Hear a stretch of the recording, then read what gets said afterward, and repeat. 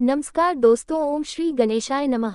जय श्री कृष्णा, राधे राधे। आप सभी पर कान्हा जी की कृपा सदा बनी रहे और आप सभी की मनोकामनाएं पूर्ण हो। अब तक आपने हमारे चैनल पर भारद्वाज मातम के अध्याय सुन और आज भारद्वाज माता का यह आखिरी तीसरा अध्याय होगा। आजकल मुझे आप सभी की सहयोगी बहुत ज़्यादा आवश्यकता है, इसलिए अगर हो सके तो आप प्लीज़ हर दिन कथाओं को सुनकर वीडियो को लाइक और कमेंट कीजिएगा और ज़्यादा से ज़्यादा लोगों तक शेयर भी कीजिएगा। उम्मीद है आप आने वाले महीने में भी इसी तरह नियम पूर्वक हमारे चैनल पर कथाएं सुनते रहेंगे। न केवल कथाएं बल्कि हमारे चैनल पर दिन भर में बहुत सारी वीडियो अपलोड होती है। हमारे घर में प्रचलित जितने भी व्रत और त्योहार है उन सभी की तिथि और शुभ की जानकारी भी इस चैनल पर दी जाती है। कृपया आप उन वीडियो को भी जरूर देखिएगा और अपना कीमती समय निकालकर इन कथाओं को देने के लिए आप सभी का बहुत बहुत धन्यवाद। अब सुनिए आगे की कथा, जिसमें मुनियों ने कहा कि यमलोक के मार्ग में तो बड़ा भयंकर दुख होता है तथा दक्षिण द्वारा का भी वर्णन किया है। ब्राह्मण उसे भयानक मार्ग में कासन से बचाने का कोई उपाय है या नहीं? अगर है तो कृपया बताइए कि किस उपाय से मनुष्य यमलोक में सुखपूर्वक जा सकते हैं। तब व्यास जी खाने लगे, मुनिवारों, जो लोग इस लोक में धर्मपरायण होकर अहिंसा का पालन करते, गुरुजनों की सेवा में संलग्न रहते और देवता तथा ब्राह्मण की पूजा करते हैं, वे स्त्री और पुत्रों सहित जी प्रकार उसे मार्ग से यात्रा करते हैं। वे बतलाता हूँ, उपयुक्त पुण्य आत्मा पुरुष स्वर्ण में ध्वजों से सुशोभित तरह तरह के दिव्या विमान पर अरुण होकर धर्मराज के नगर में जाते हैं, जो ब्राह्मण को भक्ति पूर्वक नाना प्रकार की वस्तुएं दान में देते हैं। वे उसे महान पाठ पर वह सूक्ष्म यात्रा करते हैं, जो ब्राह्मण को ब्राह्मण में भी विशेषता क्षत्रियों को अत्यंत भक्ति पूर्वक उत्तम रीति से तैयार किया हुआ अन्न देते हैं। विश्व सचित्र विमान द्वारा धर्मराज के नगर में जाते हैं, जो सदा सत्य बोलते और बाहर भीतर से शुद्ध रहते हैं। वे भी देवताओं के समाज कांतिमान शरीर धारण कर विमान द्वारा यमराज के भवन में जाते हैं, जो धर्म की पुरुष जीविका रहित दिन दुर्बल साधुओं को भगवान विष्णु के उद्देश्य से पवित्र गोदान करते हैं। वे मणिजातिक दिव्या विमान द्वारा धर्मराज जी के लोक में जाते हैं, जो जूता छाता छया आसन वस्त्र और आभूषण दान करते हैं। विद्युत आभूषणों से अलंकृत होकर हाथी रथ और घोड़ा की सवारी से वहां की यात्रा करते हैं। उनके ऊपर सोनी चांदी का क्षेत्र लगा राहत है, जो सिर्फ ब्राह्मण को विशुद्ध हृदय से भक्ति पूर्वक गुड़ का रस और भारत देते हैं। विश्ववर्णमय वाहनों द्वारा यमलोक में जाते हैं, जो ब्राह्मण को ये पूर्वक शुद्ध और शुद्ध संस्कृत दूध दही घी और गुड्डन करते हैं। वे चक्रवाक पक्षियों से जुड़े हुए स्वर्ण में विमान द्वारा यात्रा करते हैं। उसी समय गंधर्वगण वाक्य द्वारा उनकी सेवा करते हैं, जो सुगंधित पुष्पदान करते हैं। वह हंसयुक्त विमान से धर्मराज के नगर को जाते हैं, जो क्षत्रिय ब्राह्मण को श्रद्धा पूर्वक तिल तिल में धेनु यागी से बनी हुई गेदान करते हैं। वे चंद्रमंडल के समान उज्ज्वल विमान द्वारा यमराज के भवन में प्रवेश करते हैं। उसी समय गंधर्वगण उनका सुयश गेट रहते हैं। इस लोक में जिनकी बनवाए हुए बाबरी तालाब, सरोवर, पुष्करणी तथा शीतल जलाशय शोभा पाते हैं, वे दिव्या घंटानाद से मुखरित स्वर्ण और चंद्रमा के समान कांतिमान विमान द्वारा यात्रा करते हैं। रास्ते में उन्हें सुख देने के लिए दिव्या पंथी धुलाए जाते हैं। जो लोग समस्त प्राणियों के जीवन भूत जल का दान करते हैं, वे प्यार से रहित होकर दिव्या विमान पर बैठकर सुखपूर्वक उसे महान पाठ की यात्रा करते हैं। जिन्होंने ब्राह्मण को लकड़ी की बनी खड़ाऊ सवारी, पीड़ा और आसन दान किया है, वह उसे मार्ग में सुख से जाते हैं। वे विमान पर बैठकर सोने और मानों के बने हुए उत्तम पेड़ों पर रखकर यात्रा करते हैं। जो मनुष्य दूसरों के उपकार के लिए फल और पुष्पों से सुशोभित विचित्र बगीचे लगाते हैं, वे वृक्षों की रामानी और शीतल छाया में सुखपूर्वक यात्रा करते हैं। जो लोग सोना चांदी मूंगा तथा मोती दान करते हैं, वे स्वर्ण निर्मित उज्ज्वल विमान पर बैठकर ही हम लोग जाते हैं। भूमि दान करने वाले पुरुष संपूर्ण मनोरंजन वस्तुओं से तृप्ति होकर उदयकालीन सूर्य के समान तेजस्वी विमान पर बैठकर मां शरीर से धर्मराज के नगर को जाते हैं। जो ब्राह्मण के लिए भक्ति पूर्वक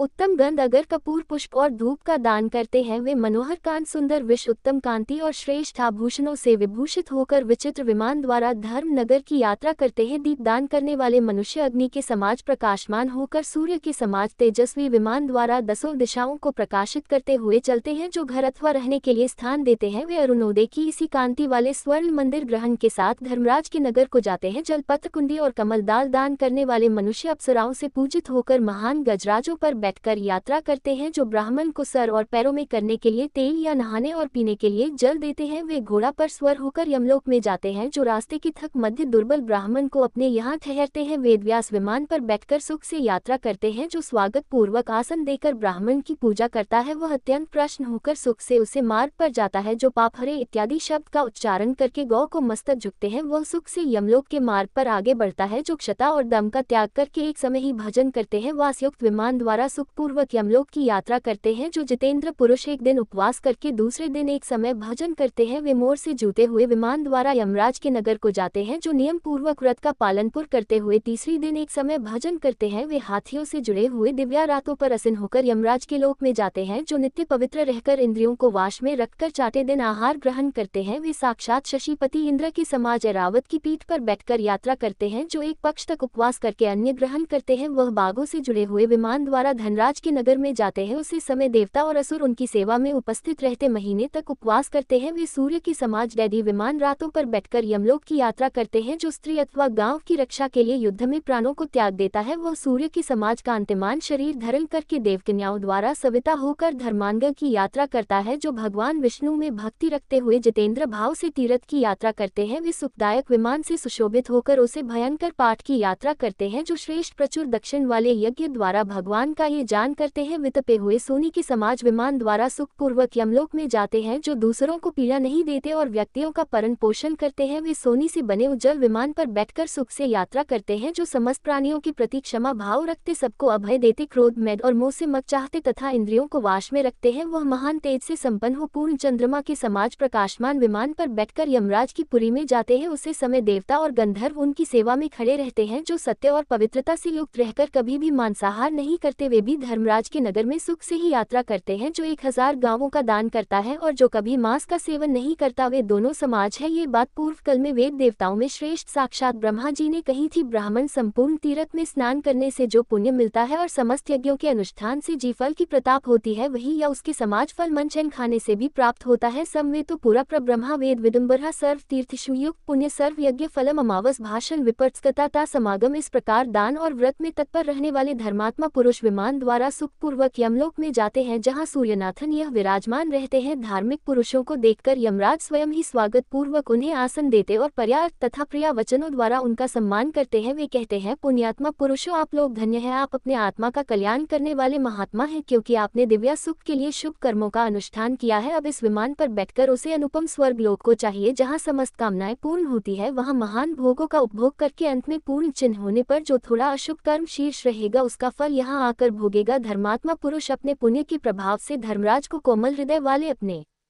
पिता के तुल्य देखते हैं, इसलिए धर्म का सदा पालनपुर करना चाहिए। धर्म मोक्ष रूप फल को देने वाला है। धर्म से ही अर्थ काम और मोक्ष की सिद्धि बताई गई है। धर्म ही माता पिता और भ्राता है। धर्म ही अपना रक्षक और शाद है। इसमें बिल्कुल भी संदेह नहीं कि धर्म से देवत्व और ब्रह्मांत्व भी प्राप्त हो सकते हैं। जब मनुष्य के पूर्व संचित पाप नष्ट हो जाते हैं, तब उनकी बुद्धि श्लोक में धर्म की ओर लगती है। हजारों जन्मों के बाद दुर्लभ मनुष्य जीवन को प्रकार जो धर्म का आचरण नहीं करता, पर निश्चय ही सौभाग्य से वंचित है। जो लोग कुचित दरिद्र कुरूप रोगी दूसरों के सेवक और मूर्ख हैं, उन्होंने पूर्व जन्म में धर्म नहीं किया है, ऐसा जानना चाहिए। जो दीर्घायु शूरवीर पंडित भोग साधन से संपन्न धनवान निरोग तथा रूप कौन है, उन्होंने पूर्व जन्म में अवश्य ही धर्म का अनुष्ठान किया है। ब्राह्मण इस प्रकार धर्मपरायण मनुष्य उत्तम गति को प्राप्त होते हैं और धर्म का सेवन करने वाले लोग पशु पक्षियों की यानी में जाते हैं। जो मनुष्य नरकासुर का विनाश करने वाले भगवान वासुदेव के भक्ति है, वह स्वप्न में भी यमराज या फिर लड़कों को नहीं देखते। जो व्यक्तियों और दानवों का संहार करने वाले आदि अंतर रहित भगवान नारायण को प्रतिदिन नमस्कार करते हैं, वे भी यमराज को नहीं देखते। जो माँ वाणी और क्रिया के द्वारा भगवान अच्युत की शरण में चले गए हैं, उन पर यमराज का वास नहीं चला। विमोक्ष रूप फल के भाग होते हैं। ब्राह्मण जो मनुष्य प्रतिदिन जगन्नाथ श्री नारायण को नमस्कार करते हैं, वे बैकुंठ धाम के शिवा अन्यत्र कहानी नहीं जाते। श्री विष्णु को नमस्कार करके मनुष्य यमदूतों को, यमलोक के मार्ग को, यमपुरी को तथा वहाँ के नारकों को किसी प्रकार नहीं देख। मुंह में पढ़कर निकौन बार पाप कर लेने पर भी अगर मनुष्य सर्व पाप हरि श्री हरि को नमस्कार करते हैं, तब भी वे नरक में नहीं पड़ने। जो लोग सता से भी सदा भगवान जनार्दन का ध्यान करते हैं, वे भी देहात त्याग के बाद रोग शोक से रहित श्री विष्णु धाम को प्राप्त होते हैं। अत्यंत क्रोध में आसक्त होकर भी जो कभी श्रीहरि के नाम का कीर्तन करता है, वह भी चैदिराज शिशुपाल की तरह संपूर्ण दोष का क्षय हो जान से मोक्ष को प्राप्त करता है। मुनियों ने कहा, भगवान आप संपूर्ण धर्म के ज्ञात तथा सभी शास्त्रों के ज्ञान में निपुण है, कृपया बताएं माता पिता पुत्र गुरु जाति वाले संबंधी और मित्रवर, इनमें से कौन करने वाले प्राणी का विशेष सहायक होता है। लोग तो मृतक के शरीर को कैट और मिट्टी के ढेर ढीले की तरह छोड़कर चल देते हैं, फिर परलोक में कौन उसके साथ जाता है। जन्म लेट अकेला ही मरता, अकेला ही दुर्गम संकटों को पार करता और अकेला ही दुर्गति में पड़ता है। पिता माता भाई पुत्र गुरु जाति वाले संबंधित तथा मित्र वर्ग इनमें से कोई भी करने वाले का साथ नहीं देता। घर के लोग अमृत व्यक्ति के शरीर को कैट और मिट्टी के ढीले की तरह त्याग देते हैं और 2 घड़ी रोकर उससे मुंह मोड़कर चले जाते हैं। वे सब लोग तो त्याग देते हैं, लेकिन धर्म उसका त्याग कभी नहीं करता, वह अकेला ही जीव के साथ जाता है। इसलिए धर्म ही सच्चा सहायक है। इसलिए मनुष्य को सदा धर्म का पालनपुर करना चाहिए। धर्मयुक्त प्राणी उत्तम स्वर्ग गति को प्राप्त होता है, इसी प्रकार अधर्ममुक्त मनुष्य नरक में जाता है। इसलिए विद्वान पुरुष पाप से प्राप्त होने वाले धन में कभी अनुराग न रखे। एक मंत्र धर्म ही मनुष्य का सहायक बताया गया है। भगवान आपका ये धर्मयुक्त वचन जो परम कल्याण का साधन है हमने सुना। अब हम ये जानना चाहते हैं कि यह शरीर किन तत्वों का समूह है। मनुष्यों का मारा हुआ शरीर तो स्थल से सूक्ष्म अव्यक्त भाव को प्राप्त हो जाता है, वह नेत्रों का विषय नहीं रह जाता। फिर धर्म भला उसे शरीर के साथ कैसे जाता है। व्यासी बोले, पृथ्वी व्यू आकर जल तेज माँ बुद्धि और आत्मा ये सदा साथ रहकर धर्म पर दृष्टि रखते हैं। ये समस्त प्राणियों के शुभाशुभ कर्मों की निरंतर साक्षी रहते हैं। इनके साथ धर्म जीव का अनुसरण करता है। जब शरीर से प्राण निकाल जाता है तब त्वचा हड्डी मांस और रक्त भी उसे शरीर को छोड़ देते हैं। उसे समय जीव धर्म से युक्त होने पर ही इस लोक और परलोक में सुख और अभ्यादय को प्राप्त होता है। उन्होंने पूछा है, भगवान अब आप कृपया ये भी बताइए कि कौन कौन से दुष्कर्म करने पर प्राणी को कौन कौन सी योनियों में जन्म लेना पड़ता है। तब व्यास जी खाने लगे, ब्राह्मण पाप युक्त मनुष्य में जाकर महान कष्ट उठाने के बाद पुनः त्रायक यानी में जन्म लेट है। मुँह युक्त जीव जिस जिस कर्म से जी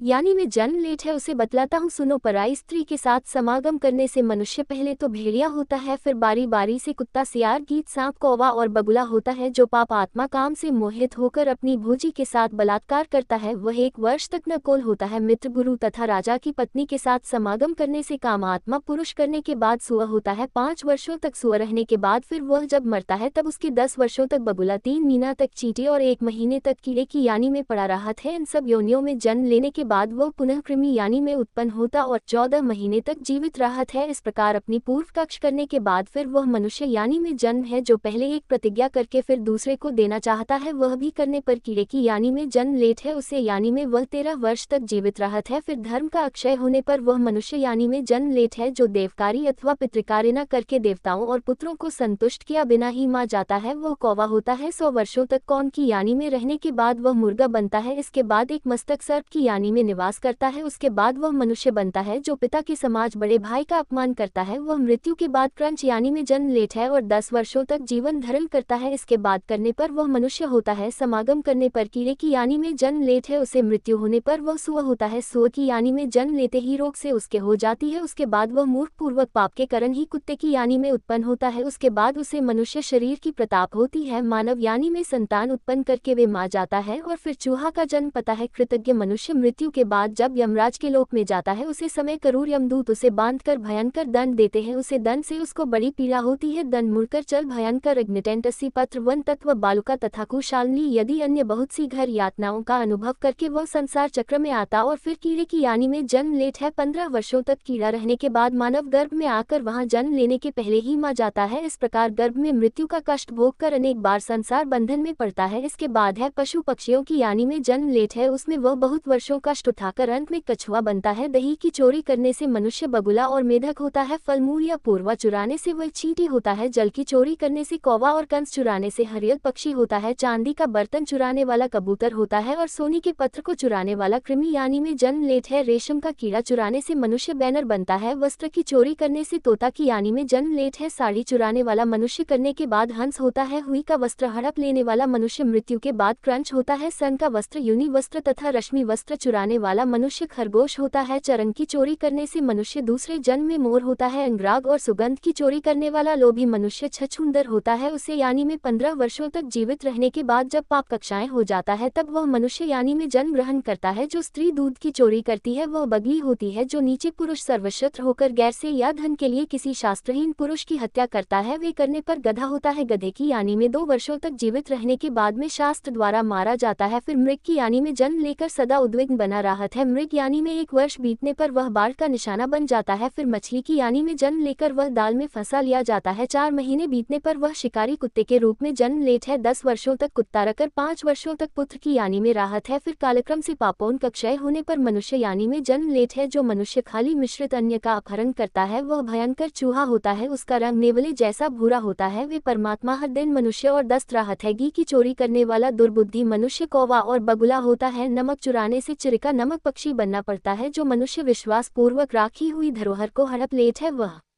मृत्यु के बाद मछली की यानी में जन्म लेता है। उसके बाद मृत्यु होने पर फिर मनुष्य होता है। मानव यानी में भी उसकी आयु बहुत थोड़ी ही होती है। ब्राह्मण मनुष्य पाप करके यानी में जाता है जहां उसे धर्म का कुछ भी ज्ञान नहीं राहत। जो मनुष्य पाप करके व्रत द्वारा उसका प्रेषित करते हैं वे सुख और दुख दोनों से युक्त होते हैं। लोग मुंह से युक्त पापड़ी मनुष्य यानी में जन्म लेते हैं। जो लोग जन्म से ही पाप का परित्याग करते हैं वे निरोग रूपवान और धनी होते हैं। स्त्रियां भी बताए अनुसार कर्म करने से पाप की भगिनी होती है और पाप यानी में पड़े हुए पूर्वकता पिया की ही पत्नी बनती है। ब्राह्मण चोरी के प्रयास अभी दोष बता दिए गए। यहाँ जो कुछ कहा गया वह संक्षिप्त है। कभी कथावार्ता का अवसर आने पर आप लोग इस विषय को विस्तार पूर्वक सुन सकते हो। पूर्व कल में देवर्षियों की सभा में उनके प्रश्न अनुसार ब्रह्मा जी ने जो कुछ कहा था वे सब मैंने तुम लोगों को बताया है। ये बातें सुनकर अब तुम धर्म के अनुष्ठान में मन लगाओ। मणि बोले ब्राह्मण आपने धर्म की गति का वर्णन तो कर दिया, अब हम धर्म की गति भी सुना चाहते हैं कि किस कर्म के अनुष्ठान से मनुष्य की सद्गति होती है। व्यास जी बोलिए ब्राह्मण जोश धर्म का अनुष्ठान कर लेने पर उसके लिए पुनः हृदय से पश्चाताप करता और मां को एकाग्र रखना है। वह पाप का सेवन नहीं करता। जैसे जैसे मनुष्य का पाप कर्म की निंदा करता है वैसे वैसे उसका शरीर उसे धर्म से दूर होता जाता है। अगर धर्मवादी ब्राह्मण के सामने अपना पाप का दिया जाए तो वह उसे पापजनक अपराध से शीघ्र मुक्त हो जाता है। मनुष्य जैसे जैसे अपने अध्यात्म की बात बारंबार प्रकट करता है वैसे ही वैसे वह एकाग्रचित होकर धर्म को छोड़ना जाता है। जैसे सांप के चल को छोड़ना है इस प्रकार वह पहले के अनुभव किया हुए पापों का त्याग कर देता है। एकाग्रचित होकर ब्राह्मण को तरह तरह के दान दे। जो मां को ध्यान में लगता है मैं उत्तम गति को प्राप्त करता है। ब्राह्मण अब मैं दान का फल बतलाता हूँ। सभी दोनों में अन्य दान को श्रेष्ठ बताया गया है। धर्म की इच्छा रखने वाले मनुष्य को चाहिए कि वह सरलतापूर्वक सभी प्रकार के नौ का दान करे। सदा पापों में ही रहने वाला मनुष्य भी अगर 10,000 ब्राह्मण को भजन कर दे तो वह धर्म से मुक्त हो जाता है। वेदों का अध्ययन करने वाला ब्राह्मण भिक्षा से अन्न ले आकर अगर किसी स्वाध्यायशील ब्राह्मण को दान कर दे तो वह संसार में सुख और समृद्धि का भाग्य होता है। जो क्षत्रिय ब्राह्मण के धन को हानि न पहुंचकर न्यायतः प्रजा का पालनपुर करते हुए धन एकत्रित करता है उसे एकाग्रचित होकर चौधरी ब्राह्मण को दान देता है। वे धर्मात्मा है और उसे पुण्य के जल से अपने पापपन को डालता है। अपने द्वारा उपार्जित खेती के अन्य में से 6 भाग राजा को देने के बाद जो शेष शुद्ध भाग बैठ जाता है वह यदि वैश्य ब्राह्मण को दान करे तो वह सब पापों से मुक्त हो जाता है। उसका पाप छट जाता है। संसार में बल की वृद्धि करने वाला है। उसका दान करने से मनुष्य बलवान होता है। मनुष्य को सभी अवस्थाओं में न्याय द्वारा उपार्जित किया हुआ अन्न का दान ही करना चाहिए क्योंकि अन्न सर्वोत्तम गति है। इस लोक में अनुदान करने से परम गति प्राप्त होती है, समस्त मनोकामनाएं पूर्ण होती है और मृत्यु के बाद भी वह सुख का भाग होता है। व्यास जी ऐसा कहकर मौन हो गए। इसके बाद सभी ऋषियों ने प्रणाम करके व्यास जी को धन्यवाद किया और फिर व्यास जी वहां से अन्यत्र चले गए। ऋषियों ने जिस जगह पर व्यास जी बैठे थे उसी जगह को हाथ जोड़कर साष्टांग प्रणाम किया और फिर व्यास जी द्वारा सुनी गई धार्मिक वचनों को प्रचार प्रसार करने के लिए वे देश दुनिया के कोने कोने में चले गए। ये था भारद्वाज मध्य का अंतिम अध्याय। उम्मीद है आपने अब तक के सभी अध्याय हमारे चैनल पर सुन होंगे और इन कथाओं को हर दिन सुनने के लिए आप सभी का एक बार फिर से बहुत बहुत धन्यवाद। उम्मीद है आने वाले आशीर्वाद में भी आप इसी तरह हमारे चैनल पर कथाएं सुनते रहेंगे।